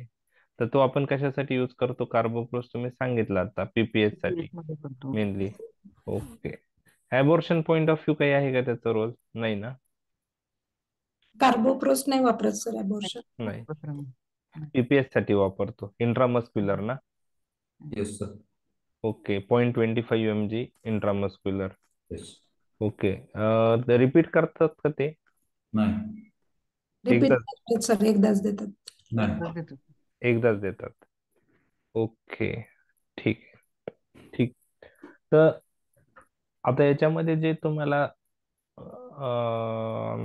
एनालॉग्स माहित नाहीये तो आहे अल्प्रोस्टॅडिल, बरोबर? प्रोस्टॅग्लॅन्डिन E1 एनालॉग येतो. Phenyl injection. ओके, पेनाइल इलेक्स, हा, त्यामध्ये आपण ते इरेक्टाइल डिस्फंक्शन. इरेक्टाइल डिस्फंक्शन साठी पेनाइल इंजेक्शन अल्प्रोस्टॅडिलचे यूज करतात. परंतु आता इम्पोर्टन्स साठी अल्प्रोस्टॅडिलच्या ऐवजी आपण टॅडॅलाफिल जास्त प्रेफर करतो इरेक्टाइल डिस्फंक्शन साठी. त्याच्यामध्ये पण करतात, कार्डियाक मध्ये पण करतात अल्प्रोस्टोडिल. न्यूओनेट्स मध्ये पण करतात हे अल्प्रोस्टॅडिल का? अल्प्रोस्टॅडिल. हा, निओनेट मध्ये कसं आहे की समजा, सर्जरी करायची असते ना, ते पीठ हे yes pattern yes duct yes सारखं येस येस येस, करेक्ट ते करेक्ट. बच्चूमध्ये देतात ते लोक हा, मग ते कसं आहे की सर्जरीच्या साठी. आफ्टर बर्थ ते आपण movement झाल्यानंतर डिस्कस surgery केलेलं करायला आहे की डक्टस आर्टरियोसस हे नॅचरली क्लोज होतं. म्हणजे हम्म. डक्टस आर्टरियोसस जे आहे ते फिटल सर्क्युलेशन मध्ये ओपन राहतं, बरोबर. हम्म. परंतु after birth bye unknown mechanism हे डक्टस हम्म. आर्टरियोसस क्लोज होतं. परंतु काही न्यूबॉर्नला जर कंजनायटल हार्ट डिफेक्ट्स असेल आणि आपल्याला करेक्टिव्ह सर्जरी करायची असेल, तोपर्यंत डक्टस आर्टरियोसस ची पेटन्सी मेंटेन ठेवण्यासाठी, म्हणजे डक्टस आर्टरियोसस ओपन ठेवणं महत्वाचं असतं. त्यासाठी आपण अल्प्रोस्टॅडिल यूज करतो. अल्प्रोस्टॅडिल. ओके. तर तो पण एक यूज आहे, बरोबर आहे. आणि इम्पॉर्टन्स तर आता हे सर्व प्रोस्टॅग्लॅंडिन अॅनालॉग्स जे आहे ते तुम्हाला माहित पाहिजे. म्हणजे प्रोस्टॅग्लॅंडिन E1 अॅनालॉग्स विचारला तर दोन आहेत. एक मिझोप्रोस्टॉल आहे आणि दुसरा कोणता आहे? अल्प्रोस्टॅडिल आहे, बरोबर आहे. प्रोस्टॅग्लॅंडिन E2 अॅनालॉग्स विचारले तर एन प्रोस्टिल, रायोप्रोस्टिल आहे. त्यानंतर डायनोप्रोस्टोन पण आहेत, त्यात पण प्रोस्टॅग्लॅंडिन E2 असतं, बरोबर आहे. त्यानंतर प्रोस्टॅग्लॅंडिन F2 अल्फा विचारलं तर फक्त डायनोप्रोस्ट आहे. आणि 15 मिथिल प्रोस्टॅग्लॅंडिन F2 अल्फा जर विचारलं तर त्याला काय म्हणतो आपण? कार्बोप्रोस्ट. आणि प्रोस्टॅग्लॅंडिन F2 अल्फाचे अजून काही आहेत आय मधले टॉपिकल प्रिपरेशन, त्यात लॅटेनोप्रोस्ट, ट्रॅव्होप्रोस्ट, बिमेटोप्रोस्ट आहे. म्हणजे F2 अल्फाचे डायनोप्रोस्ट हे आपण इंजेक्शन फॉर्म मध्ये देतो, बरोबर.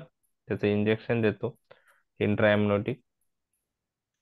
F2 alpha 15 methyl F2 alpha जो आहे कार्बोप्रोस्ट तो इंट्रामस्क्युलरली देतो. आणि लॅटेनोप्रोस्ट, ट्रॅव्होप्रोस्ट, बिमेटोप्रोस्ट हे आपण टॉपिकली देतो, बरोबर आहे. म्हणजे हे सगळे नावं पण तुम्हाला माहित पाहिजे, त्यासाठी ही स्लाइड बनवलेली आहे.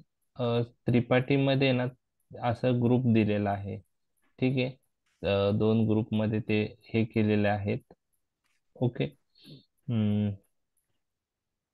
हा, यामध्ये जी मिस्टेक झाली त्रिपाठीमध्ये, टायपिंग एरर आहे तो हे इथं, हे त्रिपाठी मधलं चुकलेलं आहे. इथं काय पाहिजे होतं? लॅटिनोप्रोसला F2 अल्फा अॅनालॉग्स पाहिजे होता.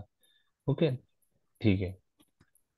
त्याचप्रमाणे आता प्रोस्टॅग्लॅंडिन I2 अॅनालॉग्स जो आहे तो मी तुमच्याशी त्या मागच्या स्लाइड मध्ये डिस्कस केला नाही. तो इपोप्रोस्टिनॉल आहे. इपोप्रोस्टिनॉल, प्रोस्टॅग्लॅंडिन I2 अॅनालॉग्स. तर इपोप्रोस्टिनॉल जे आहे तो प्रोस्टॅग्लॅंडिन I2 आहे. ओके, ते नॅचरल प्रोस्टॅग्लॅंडिन आहे. ओके, अॅनालॉग्स म्हणजे आपण त्याच्यासारखा बनवतो. तर इपोप्रोस्टिनॉल किंवा अल्प्रोस्टॅडिल जे आहे प्रोस्टॅग्लॅंडिन E1 अॅनालॉग्स, डायनोप्रोस्ट म्हणजे prostaglandin F2 alpha analogue, sorry F2 alpha. आणि डायनोप्रोस्टॉन म्हणजे काय होतं? Prostaglandin E2. E2 E2. Dinoprostone. Okay okay, correct, ठीक आहे. ठीक आहे. तर हे एक त्रिपाठीमध्ये दिलेले हे आहे. तुम्ही दोघांपैकी कोणतेही लक्षात ठेवा. ओव्हरऑल तुम्ही क्लिनिकल प्रॅक्टिस मध्ये यूज करत असल्यामुळे हे काही ड्रग, त्यामुळे तुम्हाला अॅनालॉग्स कोणतं आहे, याच्यात कोणतं अॅनालॉग्स काय आहे ते माहित आहे. चालेल. युजेस ऑफ प्रोस्टॅग्लॅंडिन आपण पाहणार आहे. पहिले यूज आहे अबॉर्शन. तर एक लक्षात घ्या की during first trimester of during first trimester of pregnancy, termination of pregnancy करायचे असेल तर प्रोसिजर ऑफ चॉईस आहे trans cervical suction. Okay okay, trans cervical suction. त्यात ते डायलिटेशन अँड क्युरेटेज प्रोसिजर करतात ना. ओके, तर हा, त्याच्यात काय करतात की इंट्राव्हाजायनल प्रोस्टॅग्लॅंडिन E2 पेस्ट्री आपण यूज करतो, त्याला आपण डायनोप्रोस्टोन असं म्हणतो. It is administered 3 hours before attempting dilatation. त्याने काय होतं की ड्युरिंग डायलिटेशन सर्व्हायकल ट्रोमा आपण मिनिमाइज करू शकतो आणि डायलिटेशनला जो रेजिस्टन्स आहे तो रिड्यूस करू शकतो. म्हणून डायलिटेशन आणि क्युरिटेज प्रोसिजरच्या आधी आपण इंट्राव्हजायनल प्रोस्टॅग्लॅन्डिन E2 पेसरी 3 तास आधी ॲडमिनिस्टर करतो. ते आहे डायनोप्रोस्टॉन. ओके. दुसरं जे आहे मिफिप्रिस्टोन मिझोप्रोस्टॉल कॉम्बिनेशन. ओके, हे ऐकले तुम्ही मिफिप्रिस्टोन मिझोप्रोस्टॉल कॉम्बिनेशन? हो सर. ओके, हेच वापरतात. हे वापरतात. तर मिफिप्रिस्टोन काय आहे? Mifepristone is a anti progestin drug. Progesterone आपल्याला माहित आहे की तो प्रेग्नन्सी हार्मोन आहे आणि त्याला इनहिबिट करणारा हा ड्रग आहे. म्हणजे हा प्रोजेस्टेरॉन रिसेप्टर ब्लॉक करतो मिफिप्रिस्टोन. ओके, तर 600 mg तो आपण यूज करतो आणि followed 2 days later by single dose of misoprostol 400 microgram. This is used for medical termination of pregnancy up to 7 weeks. 2 weeks. So it is an alternative to the suction evacuation procedure. बरोबर आहे. मिफिप्रिस्टोन मिझोप्रोस्टॉल. तर फक्त Misoprostol. मिफिप्रिस्टोनचा dose हा milligram मध्ये आहे 600 आणि मिझोप्रोस्टॉलचा dose तो आहे Micro. मायक्रोग्राम मध्ये. हे तुम्हाला लक्षात ठेवायचे आहे. ओके.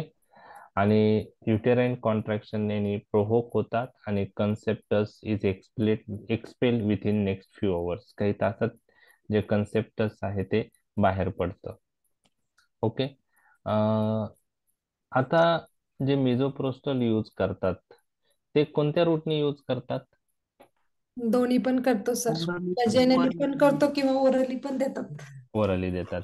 आता रिसेंट गाईडलाईन्स नुसार intravaginal misoprostol is favoured by many as it produces fewer side effect.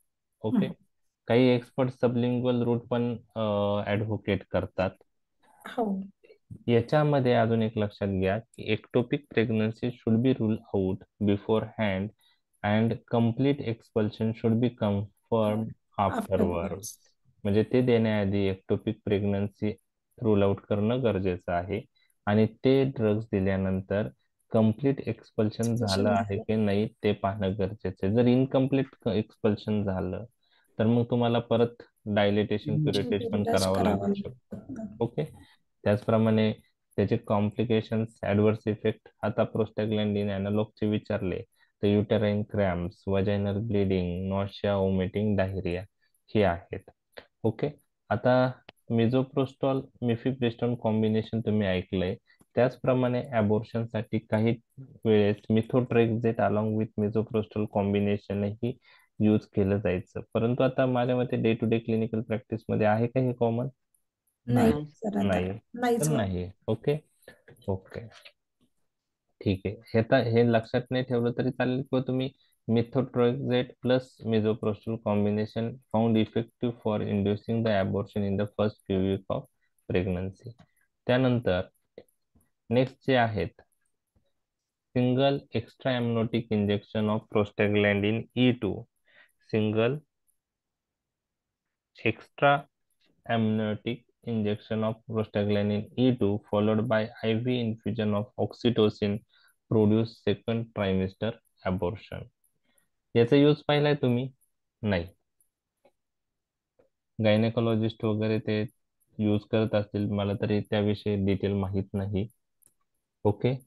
तर सिंगल आता इंट्रा एमनॉटिक एक्स्ट्रा एमनॉटिक हे वर्ड पण तुम्हाला डिफिकल्ट असतील, त्यात मी डिटेल जात नाही. पण सेकंड ट्रायमिस्टर मध्ये एक्स्ट्रा एमनॉटिक इंजेक्शन प्रोस्टॅग्लॅन्डिन E2 च आपण देतो आणि IV इन्फ्युजन ऑक्सिटोसिन देतो आणि त्यामुळे अबॉर्शन. करायचे ते लोक, पण ते कसं ते आठवत काय नाही काय आता. क्रिडिल म्हणून इंजेक्शन यायचं ते सेकंड याच्यामध्ये द्यायचे, ते सेकंड सेमेस्टर मध्ये.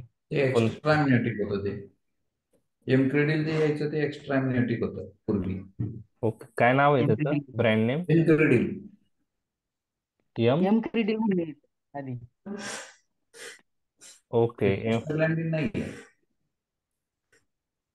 ओके, म्हणजे एमक्रेडिल. एमक्रेडिल.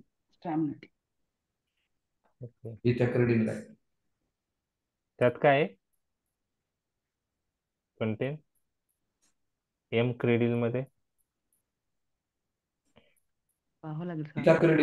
इथॅक्रेडिन ओके ओके, पाहावं लागेल. ओके, ठीक आहे, चालेल. ते त्याविषयी डिटेल तुम्ही सर्च करा, ग्रुपवर टाका. ओके. हं. ओके, एम क्रेडिल, हं. Ethacridine lactate. Extra amniotic fluid आहे ते. ओके, इथाक्रेडिन लॅक्टेट आहे त्याच्यात. Okay okay 100 okay. ml infusion यायचं, ते डायरेक्ट हे करायचं, ते 100 ml.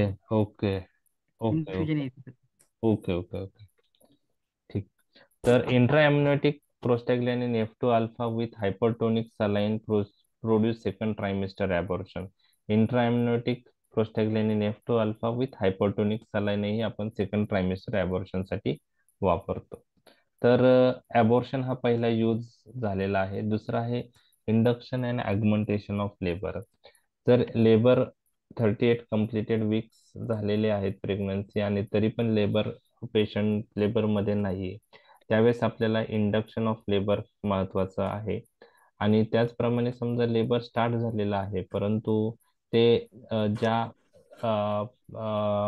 यांनी प्रोग्रेस झालं पाहिजे स्पीडमध्ये ते नसल होत, तर त्यावेळेस आपल्याला ते लेबर अगमेंट करण्याचं गरज आहे.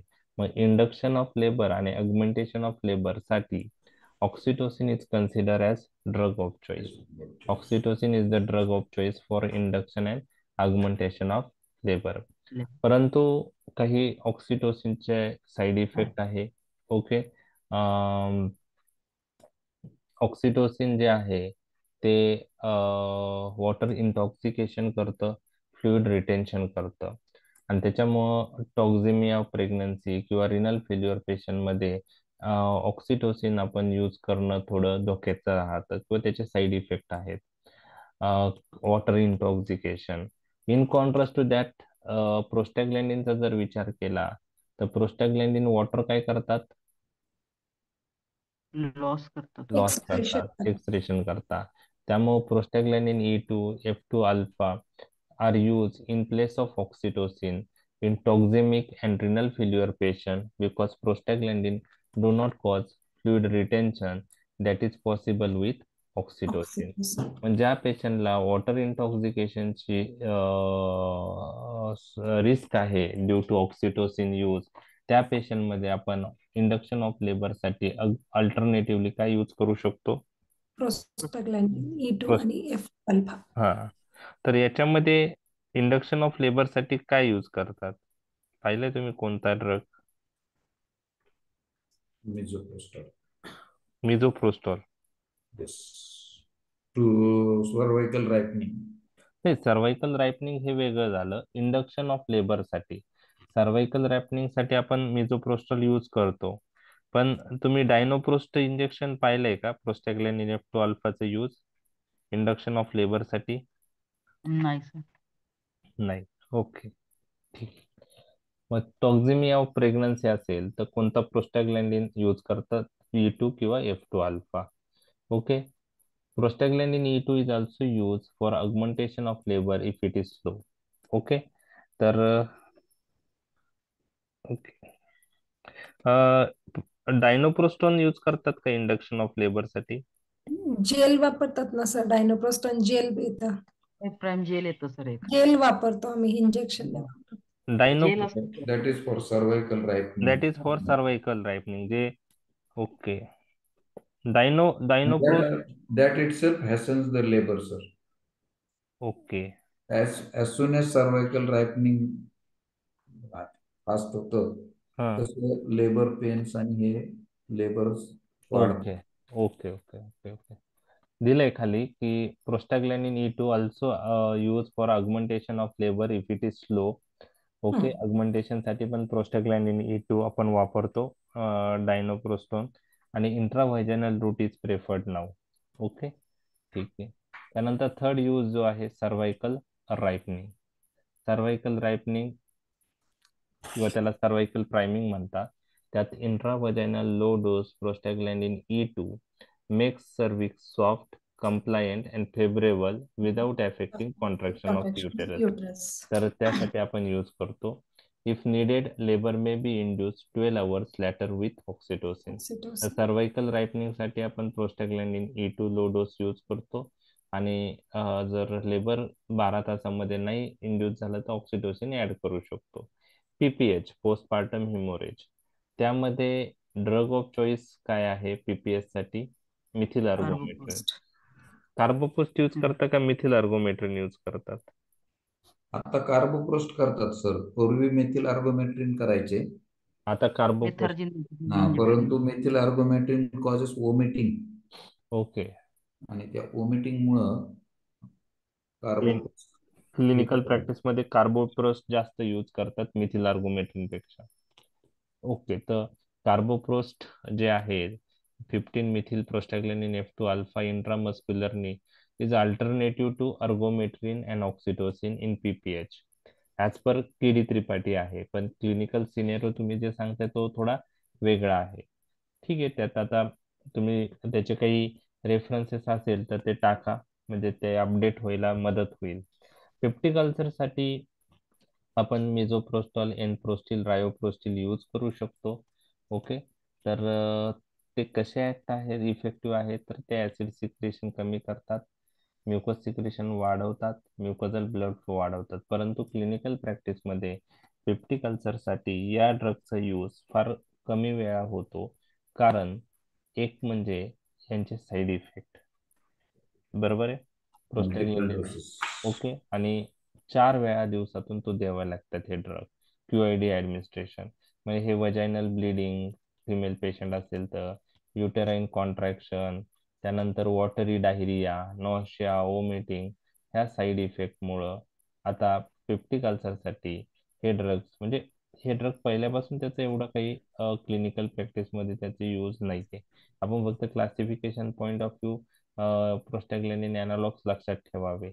ओके, ठीक आहे. त्यानंतर आता हे आपण मेन यूज पाहिलेले आहे. तर पहिले 4 युजेस जे आहे ना ते OBGY शी रिलेटेड, म्हणजे ऑब्स्टेट्रिक अँड गायनेकोलॉजीशी रिलेटेड आहे. म्हणजे पहिला यूज अबॉर्शन पाहिला आपण, दुसरा induction of labour and augmentation of labour पाहिला, तिसरा सर्वाइकल रायपनिंग पाहिला, चौथा पीपीएच पाहिला. PPH पहिला. ओके, त्यानंतर आता पेप्टिक अल्सर एक पाहिलेला आहे. त्यानंतरचे next, to maintain the patency of ductus arteriosus. Just मॅडमने सांगितलं होतं की काही न्यूबॉर्न मध्ये जर कंजेनायटल हार्ट डिसीज असेल तर त्यामध्ये सर्जरी आपल्याला करावी लागते. तोपर्यंत डक्टस आर्टरियोसिस ओपन ठेवणं महत्वाचं असतं. ते ठेवण्याचं काम अल्प्रोस्टॅडिल देऊन आपण करतो. So in neonate with congenital heart defect still surgery is undertaken. We how to maintain the patency of ductus arteriosus, so in that we use alprostadil. Glaucoma already आपण खूप वेळा डिस्कस केलेला आहे. Low concentration prostaglandin F2 alpha अॅनालॉग्स आपण use करतो, लॅटेनोप्रोस, ट्रॅव्होप्रोस, बेमेटोप्रोस. कसे effective glaucoma मध्ये? They increase uveoscleral and trabecular outflow. Okay, so they are considered as first choice drug in open angle glaucoma. त्यानंतर to avoid platelet damage point of view आपण haemodialysis किंवा कार्डिओपल्मनरी bypass च्या वेळेस prostaglandin I2 use करू शकतो to prevent platelet aggregation and damage. तर prostaglandin I2 आपण पाहिलं इपोप्रोस्टिनॉल हे जे आहेत we can use to avoid platelet damage. तर हे नेक्स्ट यूज झाला. आणि next use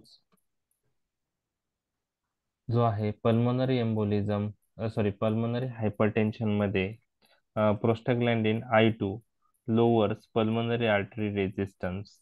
Okay, so accordingly few cases of pulmonary hypertension have been successfully maintained on ipoprostenol infused continuously in large vein. तर pulmonary hypertension मध्ये पण आपण prostaglandin अॅनालॉग्स use करू शकतो. रेअर यूज आहे. Peripheral vascular disease next use. त्यामध्ये prostaglandin I2 infuse IV can relieve rest pain and promote healing of the ischemic ulcers in severe cases of intermittent claudication and Raynaud's disease. तर peripheral vascular disease मध्ये प्रोस्टॅग्लॅंडिन I2 किंवा E1 आपण जर IV रूटने use केलं तर ते use केल्यामुळं एक तर पेन रिलीव्ह होतो. पेरिफेरल व्हॅस्क्युलर डिसीज मध्ये ब्लड फ्लो टू द जे पेरिफेरल साईट आहे तो डिक्रीज झालेला असतो आणि त्यामुळे पेशंट एक्सपिरियन्स इच्छेमिक पेन. तर ज्यांना पेरिफेरल व्हॅस्क्युलर डिसीज आहे त्यामध्ये इंटरमिटंट क्लाउडिकेशन एक हे आहे, काय म्हणता येईल की मॅनिफेस्टेशन. थोडं चाललं की पेशंट थांबतो. ओके. आणि त्यामध्ये जर हे ड्रग दिले तर त्यामध्ये इम्प्रुव्हमेंट होतं. Renowned disease peripheral vascular disease आहे त्यामध्ये इम्प्रुव्हमेंट होतं. आणि इम्पोर्टन्स आपण नेक्स्ट यूज पाहणार आहोत. आणि ऑलरेडी आपण डिस्कस केलाय की alprostadil injected into the penis resulting in erection which last for 1 to 2 hours. मग हा पहिले यूज करायचे इम्पोर्टन्स साठी अल्प्रोस्टॅडिल. त्यासाठी इंजेक्शन जे आहे ते पेनिस मध्ये द्यायचे आणि त्याच्यामुळे इरेक्शन व्हायचं.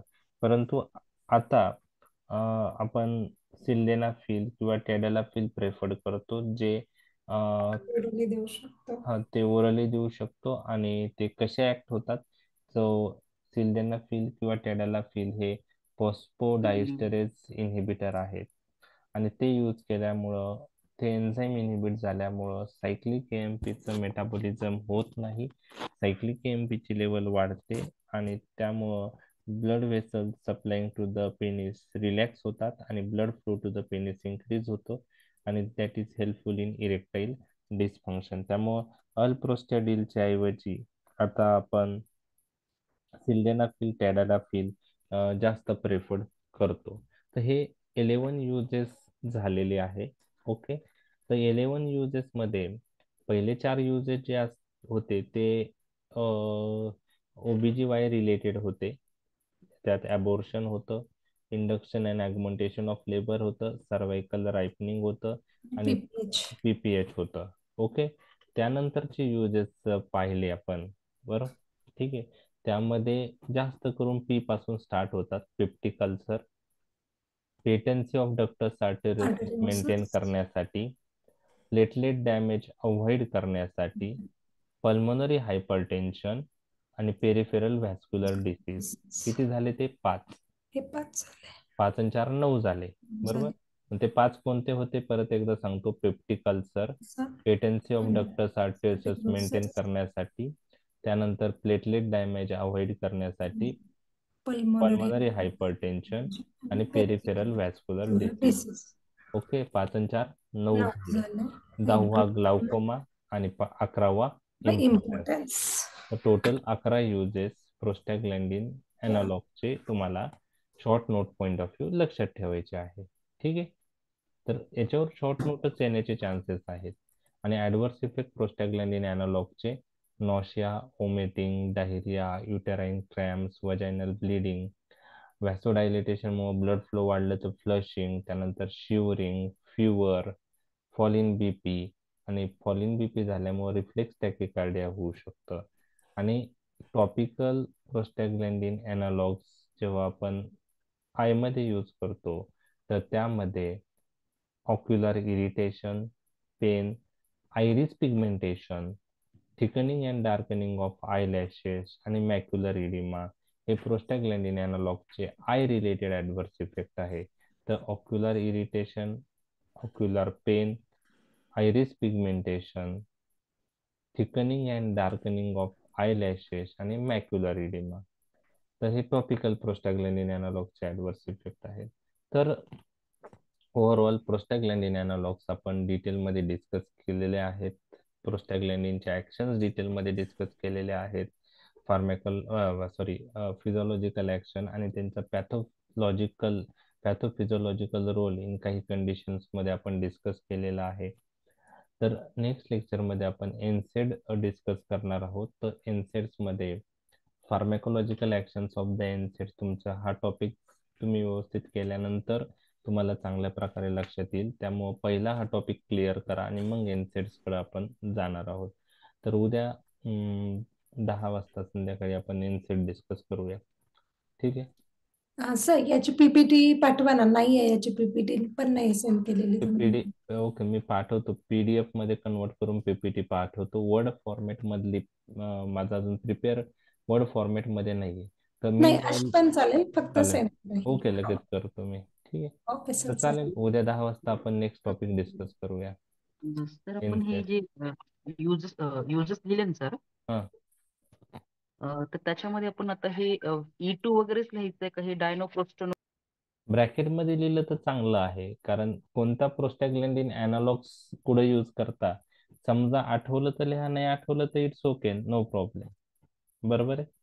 म्हणजे आता समजा कसं आहे की तुम्हाला day to day clinical practice मध्ये तुम्ही ते यूज केले. तुम्हाला आता 15 मिथिल प्रोस्टॅग्लॅन्डिन F2 अल्फा लिहिलं किंवा कार्बोप्रोस लिहिलं, ओके, तरी चालू शकतं दोघांपैकी एक. पण तुम्हाला जास्त सोपं कोणतं जातं ते लिहा. कार्बोप्रोस्ट लिहिलं तरी चालू शकतं किंवा दोन्ही मेन्शन केलं तर अतिशय चांगलं. ठीक आहे. ओके. पण कसं आहे, काहींचं कन्फ्युजन कसं होतं की ते प्रोस्टॅग्लॅन्डिन F2 अल्फा कार्बोप्रोस्ट आहे का डायनोप्रोस्ट आहे, असं पण होतं ना. म्हणजे हो 15 बरोबर. मिथिल प्रोस्टॅग्लॅन्डिन F2 अल्फा आहे की प्रोस्टॅग्लॅन्डिन F2 अल्फा आहे. तर कार्बोप्रोस्ट आणि डायनोप्रोस्ट मध्ये कन्फ्युज होऊ शकतं, डायनोप्रोस्टॉन मध्ये कन्फ्युज होऊ शकतं. तर थोडं ते कोणता अॅनालॉग्स काय, प्रोस्टॅग्लॅन्डिन F2 अल्फा टॉपिकल सोपे, लॅटिनोप्रोस्ट, टॅहोप्रोस्ट, बिमॅटोप्रोस्ट. बरोबर आहे. अल्प्रोस्टॅडिल तुम्हाला माहिती आहे कोणता आहे, प्रोस्टॅग्लॅन्डिन E1 आहे. इवन आहे. ओके. त्यानंतर तुम्हाला प्रोस्टॅग्लॅन्डिन E2 E2 जो आहे तो कोणते आहेत, E2 प्रोस्टॅग्लॅन्डिन E2 मिझोप्रोस्टॉल ना. E1 मेजोप्रोस्टॉल आहे. E1 okay, E1 dinoprostone okay, E1 is misoprostol आणि एन प्रोस्टिल रायोप्रोस्टिल जे आहे ते E2 आहे. E2 आहेत. ओके, म्हणजे हे पेप्टिक अल्सरशी रिलेटेड ते आहेत, ते क्लिअर झाले. मिझोप्रोस्टल E1 आणि एन प्रोस्टिल रायोप्रोस्टिल E2 आणि मिझोप्रोस्टल आपण अजून अबॉर्शन पॉइंट ऑफ व्ह्यू पण लक्षात ठेवायचं आहे. बरोबर आहे. म्हणजे मिझोप्रोस्टल हा प्रोस्टॅग्लॅन्डिन E1 अॅनालॉग आहे, हे तुम्हाला लक्षात आलं पाहिजे. ओके. आणि त्यानंतर अजून कोणते, डायनोप्रोस्टॉन नाव ऐकलंय तुम्ही? हो. हो सर. ओके. डायनोप्रोस्ट आणि डायनोप्रोस्टोन याच्यात फरक आहे. डायनोप्रोस्ट फक्त म्हणलं तर प्रोस्टॅग्लॅन्डिन F2 अल्फा आहे आणि ते इंजेक्शन फॉर्म मध्ये रेअरली यूज होतो. आणि प्रोस्टॅग्लॅन्डिन E2 जो आहे तो डायनोप्रोस्टोन आहे. तर डायनोप्रोस्टोन आपण कशासाठी यूज करतो? ॲबॉर्शन मध्येच यूज करतो आपण. ॲबॉर्शन मध्ये यूज करतो. Abortion मध्ये. ओके. तर जर तुम्हाला नावं माहीत असतील तर चांगलंच आहे. ओके. नाही आठवलं तर ऍटलिस्ट कोणता प्रोस्टॅग्लॅन्डिन अॅनालॉग्स यूज करतात ते जरी लिहिलं तरी चालू शकतं. ओके. थँक्यू. चालेल. शॉर्ट नोट साठी प्रिपेअर करा. लॉंग क्वेश्चन प्रोस्टॅग्लॅन्डिन अॅनालॉग्स वर येण्याचे चान्सेस फार कमी आहेत. Okay sir. ओके, चालेल. Okay, thank you.